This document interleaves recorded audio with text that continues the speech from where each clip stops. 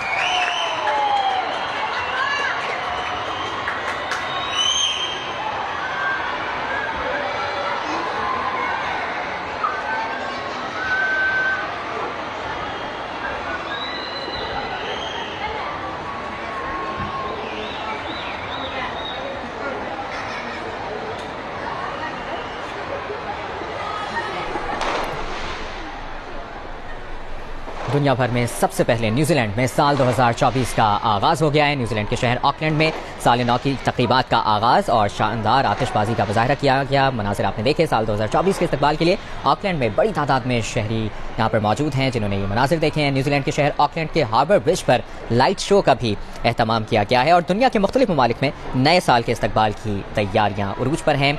सबसे पहले दुनिया भर में न्यूजीलैंड में साल 2024 का आगाज़ हुआ है और 1-1.5 घंटे बाद शाम 6 बजे सिडनी हार्बर पर ऑस्ट्रेलिया के शहरी भी फायरवर्क्स के साथ नए साल को खुशामदीद कहेंगे।